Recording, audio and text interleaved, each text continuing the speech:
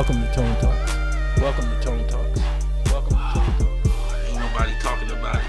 They got a goddamn ADOS men carrying a Palestinian across the sand, and ain't nobody saying nothing and tying it to the whole black solidarity of Palestinians. Y'all carrying Palestinians now? Oh, Jesus, Tone said it.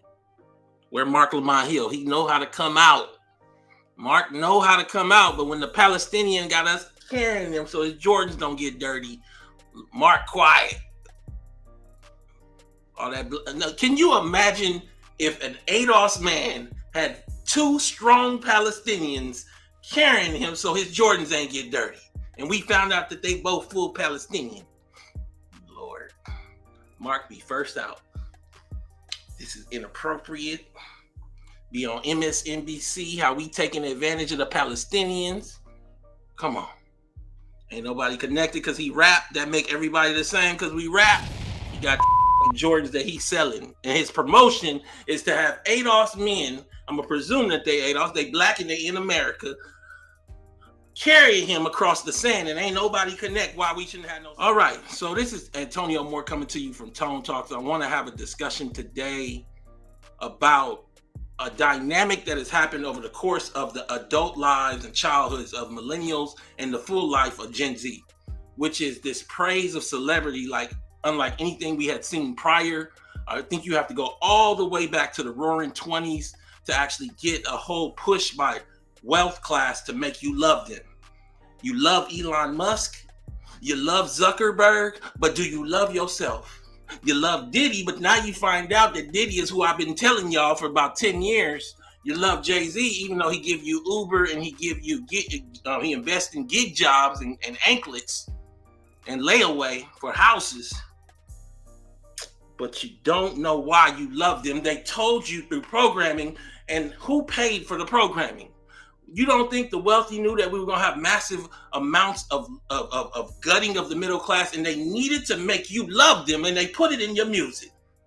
They put it in your TV shows.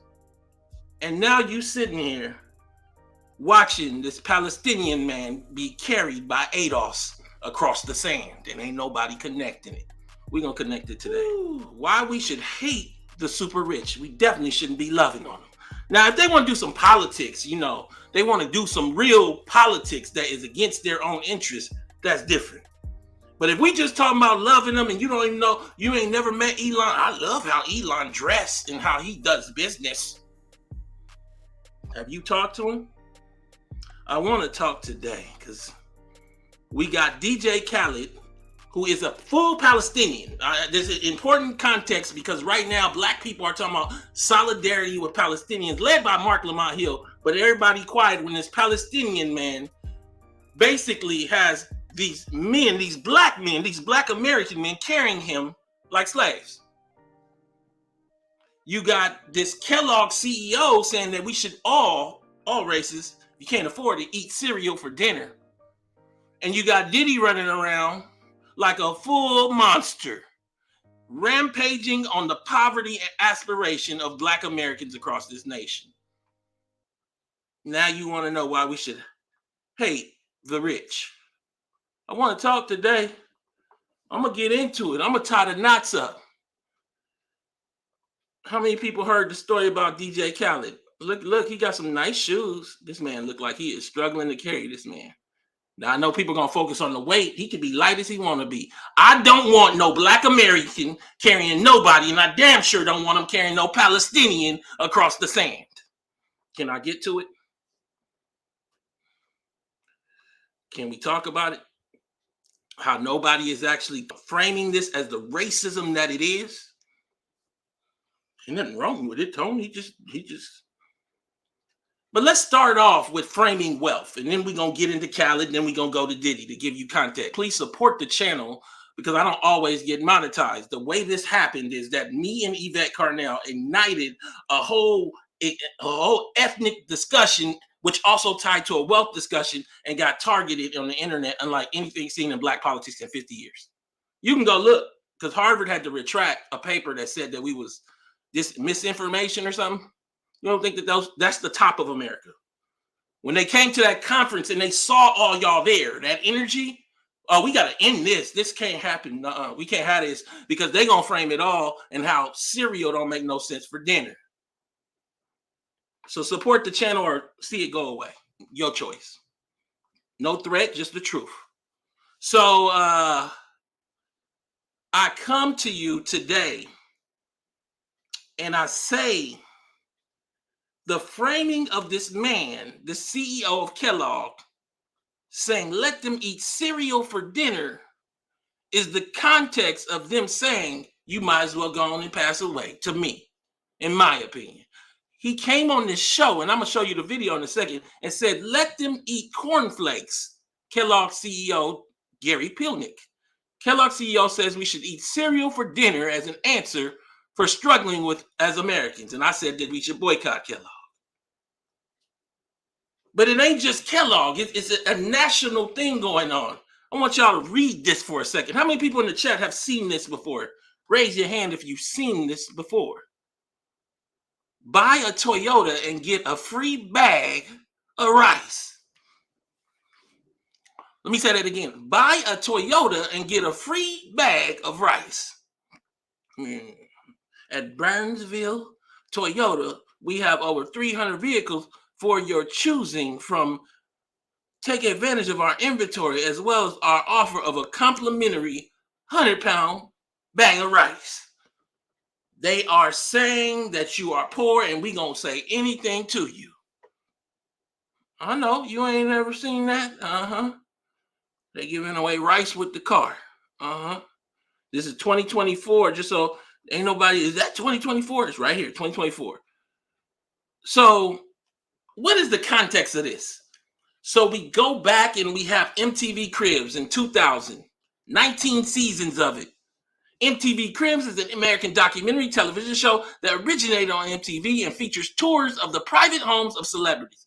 So they took these wealthless, oftentimes, in my view, degenerate, high school dropout or less, maybe a graduate of high school, oftentimes not all that sharp, musician that rapped or sang and showed you the house that might not even be theirs and had them walk around cars like we saw with 50 Cent in the cars he had to make you believe that black people had arrived. That came off of the 80s, which I'll get into it in a second, lifestyles of the rich and famous, and this idea that we're going to implant the wealthless with the idea that one day they will be wealthy. That's how boys sold you them goddamn classes. You can be a millionaire if you follow me in 2 minutes. It's hard for me to compete with a salesman because I'm telling the truth. See, I'm not here to sell you no class. Now, I am going to ask for support from my channel because that's how the show gets cameras and the internet. I just had to pay for the calls. But I'm not selling no class. So, of course, if a salesman tell you anything, because y'all not asking for when is the millionaires going to show up, boys. But nonetheless, MTV Cribs is an American documentary television show that original MTV and features tours of private homes of celebrities. The celebrities include musicians, actors, and athletes who give a tour of their dwellings. And they were $1 million homes. P. Diddy was showing his crib. This ain't Cribs, but this is another version. Look how he sit up there. Looking cool and everything else. But this was before I introduced a nation of black folks to the wealth data. Now, you can say it came out in the 90s, the first push towards it, but it was primarily amongst academics. I know that because I remember YouTube before I came. No one was framing the middle black family largely being wealthless, the working age middle black family. When you take out that family card, all the numbers that they show on CNBC or MSNBC or on CNN, they all wrong. I showed you with the micro data with Matt Brunick. You take out that family card from the Federal Reserve number, middle black family don't have no wealth. The one that worked. But if I show you this crib, you don't have to worry about you not having nothing because he got something and you're going to have it one day. Your child that you told me was going to be a musician that's 23 now at the house eating cereal. Oh, can we get to it? But we got to frame it in data, this conversation, because we're going to have it where it gets interesting for those people that like gossip and like celebrity and reality TV and all that. We're going to get to that. But you got to get your vegetables first. It ain't all cotton candy here. This chart I've shown you before frames why your grandmama, why America in the 70s didn't really have no Elon Musk running around, no Zuckerberg. They had broke all that wealth up.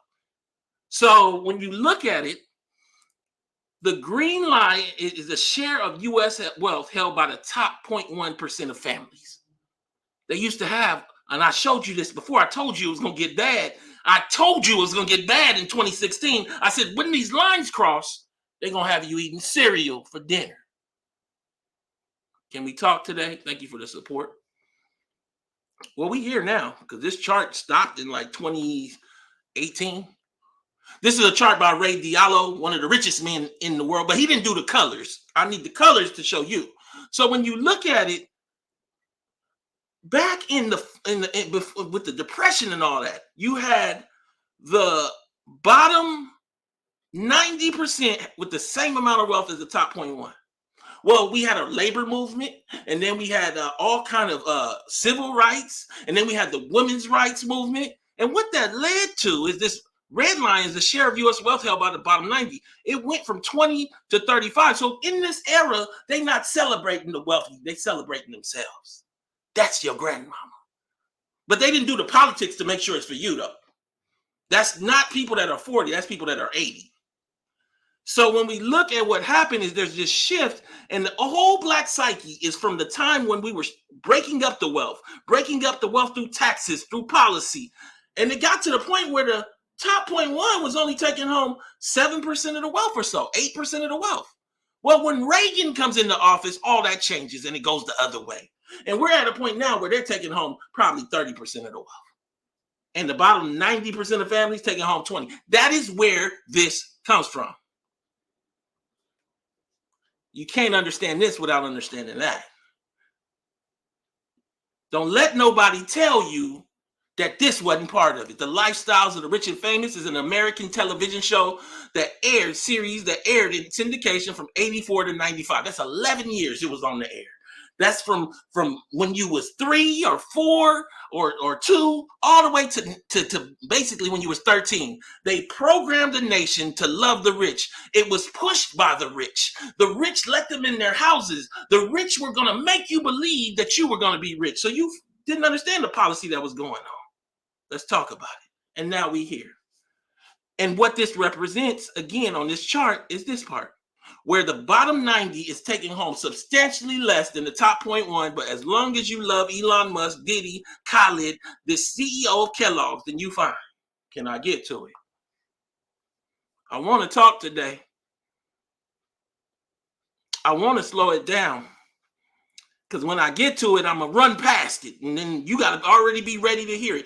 Kellogg CEO faces backlash after suggesting that people should eat cereal for dinner. Let me let you hear this.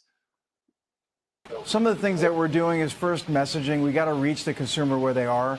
So we're advertising about cereal for dinner. If you think about the cost of cereal for a are under pressure. So some of the things that we're doing is first messaging. We got to reach the consumer where they are.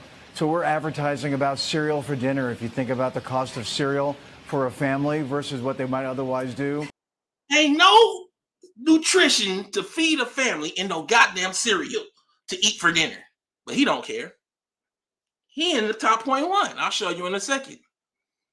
I want to get to it because you can't understand Khaled being carried across the sand by these black men who probably don't even have health insurance from him.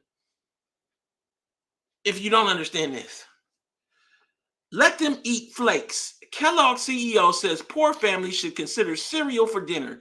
The multi-millionaire chief executive officer of the U.S. food processing giant Kellogg's has drawn scorn from some quarters after recently suggesting that families with strained finances could cope by eating cereal for dinner. There's an important part in there where she said food processing giant. He didn't say cereal maker. They make other things than cereal, but his profit probably is in the cereal. So he's going to push that, but he ain't going to tell you about the RX bars.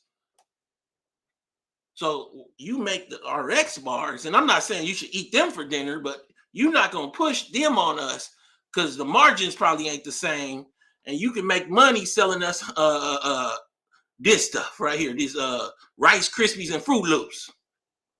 He didn't even say which cereal. That's how cold he was. Can we talk?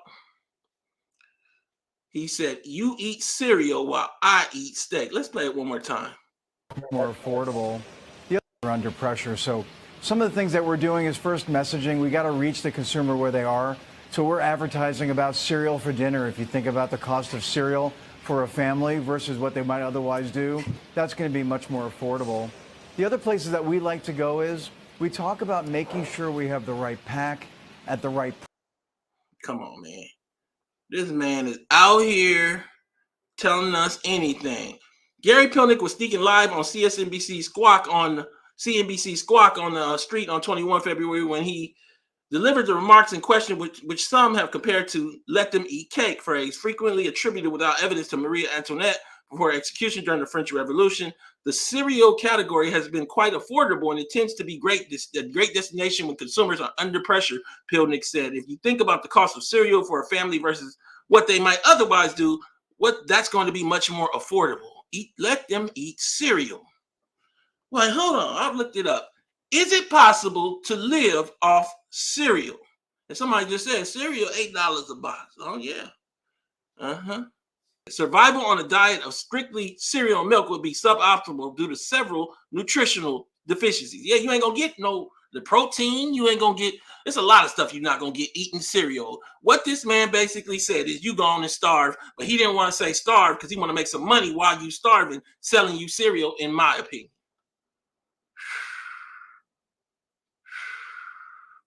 Can we get to it? Can I talk about it? Can I leave it on screen just so we can have context as we get into this discussion and I frame why we should hate the super rich? 310-388-3499 if I want to hear from you.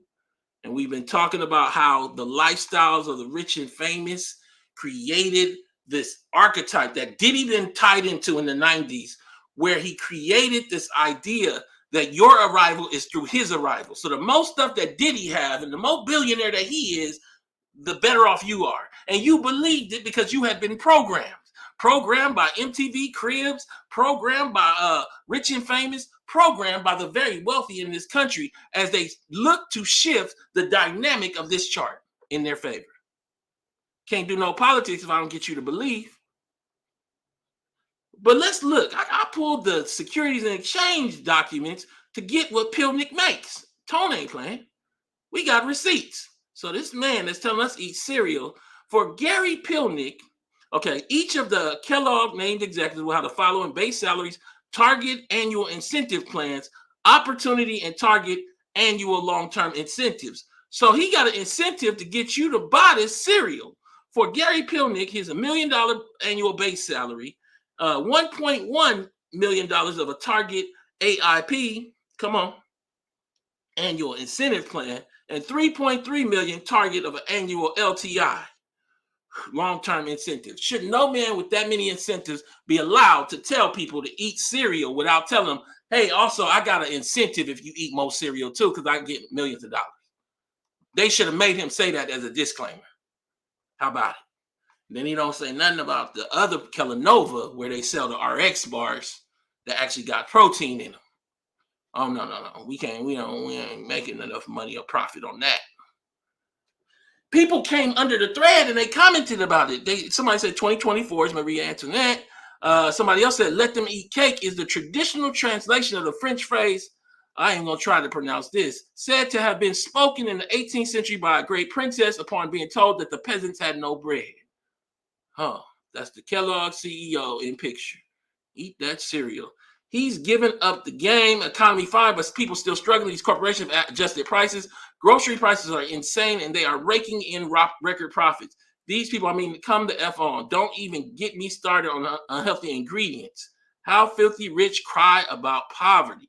Can we get into a discussion today about how we should feel about the super rich? Support the channel. Subscribe. Let's have this discussion. We're getting through it. But I had to frame that to frame this. Y'all love these wealthy black shoe bottom boule. Oftentimes low educated, even high school dropout. Coming from all kind of places that are like, I'm not gonna say lowly, but they're not the first world of the globe. Let me put it that way. Come here tie into the worst parts of the ADOS race and then elevate and then sell us back a bunch of junk and trash, a bunch of Jordans and bad music. We got Diddy and we got Khaled. We the best. So when I say that he Palestinian, I'm wrong, but he can tell us about we the best. All right. Let's talk about it. And this isn't about putting down Palestinians. I'm not the one that had his people carrying me across the sand. How about it? Because I didn't want to get my Jordans dirty. You got Sean Diddy Combs, billionaire hip-hop mogul, facing allegations. You got DJ Khaled, net worth $75 million. Sean Diddy Combs, billionaire hip-hop mogul, facing all kinds of allegations. But let's get right into the Khaled part. Now that we framed the wealth and came through some of the craziness we're seeing in the general markets, let's talk about Khaled. How many people want to talk about Khaled? Ridiculous. DJ Khaled made his bodyguards carry him so his sneakers stayed clean. Can I get everybody to help me? Can y'all help me? Here you go, right here. Let me let you see the video. Let me let you see. He jumps on this guy. He tell him, I need help.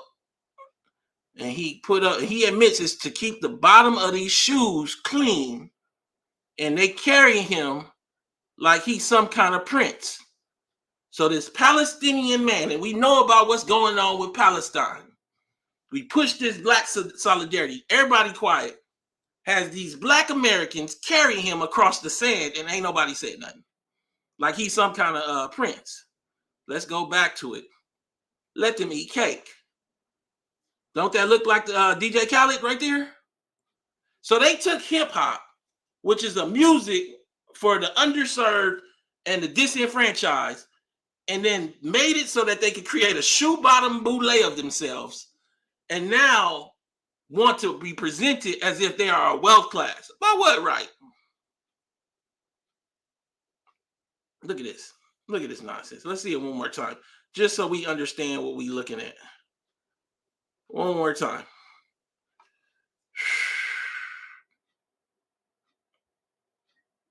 He really thought this was something. And I believe that any black media we have left, which is far and few nothing, has not done service in explaining and connecting this to this Palestinian black solidarity in America that to me really had no connection. Talk about it. Can we get to it?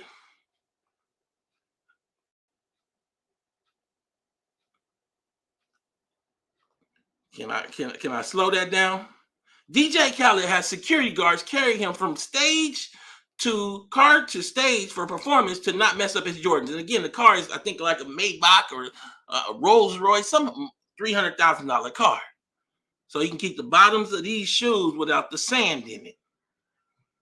But the part that gets left out that hasn't been made clear is the very strong possibility that regardless of what this means for these men,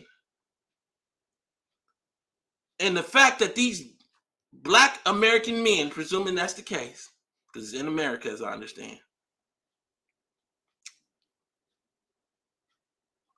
are carrying him possibly for a promotional campaign. DJ Khaled already has some Jordans with the same brand of Jordan.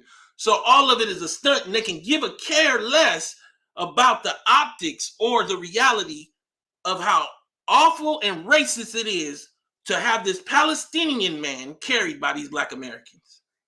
DJ Khaled on why his first Jordan brand sneaker release is like his championship ring. He has an actual shoe with Jordan. So how we know that's not promotion? Like some bad idea of promotion. Now, we wouldn't let no white man be carried with Jordans on across the sand by these black security guards. Why would we let a Palestinian? Oh, because we got solidarity. We this. That's why. Can we talk about it? Can we get to it today?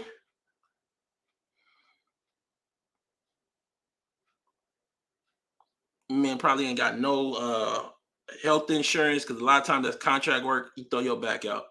He can care less. These are the shoes that he hung on. How much will the J Balvin 3 cost? Retailing for $250. Look for the J Balvin Air Jordan 3 Rio to release on May 22nd for the retail price of $250. So again, I'm not here to berate Palestinians, but I am here to frame it because I think a lot of people get confused and think this man is Black American, let alone ADOS, and he's just Palestinian. Early life, Khaled Mohammed Khalid was born on November 26, 1975 in New Orleans, Louisiana, to Palestinian parents who immigrated to the U.S. All right, and we know what's going on with the Middle East and Palestine, and the reason why we know is because Mark Lamont Hill, among others, does nothing but talks about Palestine matters. I don't care what you're saying. If that's what it is and that's the result of it, and you ain't saying nothing about that, I don't know what you're standing for, bro. And when I say something, I'm not talking about like just a video. I'm talking about calling for Jordan Brand to get rid of him. I believe that that's how bad that was. That Black America should call for Jordan Brand to drop the DJ Khaled shoe. You ain't got no respect for yourself. How you gonna ask for respect for somebody else? You gonna ask for reparations, and you gonna let this man, this Palestinian man, be carried across the sand as if it's respectful? Can I talk? One thing DJ Khaled won't do is get his Air Jordan sneakers dirty. In a hilarious video shared on his Instagram on Monday, the Grammy winner had 2 security guards carry him from one vehicle to another and then to the stage in order to keep the Nike shoes clean for a performance at the 2024 South Beach Wine and Food Festival in Miami. I don't want to get my Jordans dirty. Can I get everybody to help me? Hold on. Let's go back.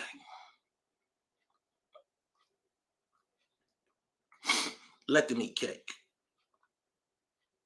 Let them eat cake. All right. This is some of the worst optics in a critical moment with geopolitical issues going on that you asking us to get have a position on, when really we shouldn't have no position that I believe that this is. This is not our position. But when you going to say something about what this means and the impact this has? When are we going to call for Jordan Brand to get rid of DJ Khaled because of this racism? Because I believe that's racism. In a hilarious video, that's what they said, in a hilarious video shared to Instagram. I don't want to get my Jordans dirty. Can I get everybody to help me? Ask Khaled 48 from a car as 2 security guards approached to assist him. Thank you, brothers. I appreciate it. The ground appeared to be sandy in the area, so 2 men carried Khaled to a small vehicle with a truck bed for him and to stand on.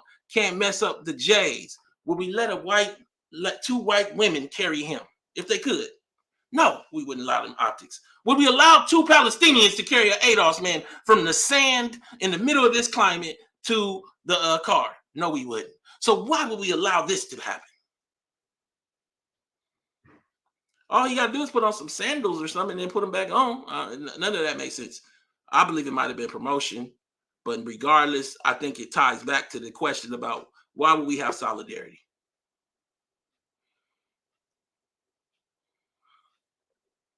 Can we talk about it? Can we get to it? I ain't going to keep you too long. I'm going to have the discussion. But we got to go to this too. There's a second issue on the horizon that goes, you got so many cases with this Diddy. Can we go back to it? We got to talk about Diddy too. You got so many cases with this Diddy. Diddy accused of sexual assault, harassment by male music producer and $30 million lawsuit. Here's the latest. The new lawsuit is the latest in a string of troubling allegations against the music mogul. How many people have heard about Diddy with this male producer that seemed like he just was trying to get his first chance or whatever, or his first big break, and it seems like he was taking advantage of, if true. Now, we got to take it in context of multiple allegations, which we'll get into in a second, Cassie among others. And we got to start asking the question, why shouldn't we hate the super rich? I want to talk. They made you love them through the music and through the pictures with Beyonce or with Jay-Z and with DJ Khaled. But now we come to a point where they basically saying eat cereal or just take harassment or whatever. A shoe bottom boule that sold itself through black excellence. The black billionaire class. So all the blacks that went to high level education, they can't get no access. And if they talk about stuff, they get cut out because they don't want us talking. But as long as we talk about gambling and football, or we talk about some Jordans, they're going to pay us for that because we taking the race and not making the race powerful. We making them weak and just part of the consumption class and selling goods, selling liquor and all that. Music producer claims Diddy would grope him, parade around naked. He's seeking $30 million. Now, I'm not here to say whether this is true or not. I'm just here to cover this in the context of multiple claims and say, if true, this is horrendous. And there's too many people saying that this stuff is true or things like it. Again, music producer claims Diddy would grope him, parade around naked. He's seeking $30 million. Rodney Little Rod Jones, a producer on Diddy's 2023 album, the Love album he put out, filed the lawsuit in federal court in New York on Monday against the rapper and several associates. Jones alleges to have witnessed Combs and others engaging in serious illegal activity while he lived and traveled with the superstar from September 2022 to November 2023. In documents obtained by NBC News, Jones claims Combs forced him to solicit sex workers. Sounds just like Cassie's story. When the stories start lining up, it makes you have a propensity to believe the stories. Some underage. The producer alleges he was pressured into having sex with them at Combs' direction. Images of the alleged gatherings that appear to show sex workers at parties at Combs' house are included in the filing.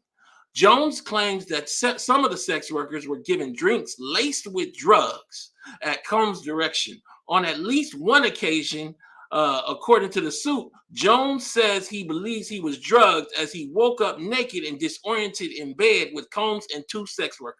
If this is true, this is some horrendous, monstrous stuff. It reminds me of the Netflix show where they had the sleeves and then they put a whole ship in the air. Kind of like they got the yachts in the sea right now, so that they could do horrendous stuff to the poor people in the air. How many people remember that? Anthony Mackie was in season 2 of it. Go check it out. Jones alleges he was forced to work in Combs' bathroom as the entrepreneur showered naked. When he voiced concern to Combs' chief of staff, it was dismissed as friendly horseplay, stating that those acts were Mr. Combs' way of showing he likes you. Somebody said the show is named Elysium. No, it's called Alter Carbon. It's called Alter Carbon. Go check that out. They had the in the clouds. They had the whole, and they had a whole thing where they was doing this kind of crazy stuff outside of the legality of the city because it was above the air, and they was doing all kind of slaughtering and horrendous stuff. The yachts, they do that out in the ocean because they get past the country's boundaries. But what I'm saying to you is that this is the part of the super rich that got left out. The elements of saying, let them eat cereal, or carry me across the sand, or for that matter, I'm going to harass you. Ain't nothing you can do about it. Over how many years has Diddy harassed multiple men and women that have not come out because they didn't want their career ended? And ain't nobody said nothing. Not until now. I've been saying something for 10 years. Now, I ain't been in his presence. I'm telling you like this. See, you got to remember with that thing that Killer Mike has set up, what is it? The Revolt Summit thing. Oh, I was going to let that man have it on the stage. I was going to let Diddy have it from the front row. He did pull me off of that thing. That was a good choice, Diddy. Very good choice. I'm the type to get in the straight fisticuffs. I'm not even for it. Let it be known. But it's all done under the guise of black excellence. Come on. Ain't nobody talking about revolt no more. What happened? Anybody talking about revolt and the revolt summit? Who showed up to that?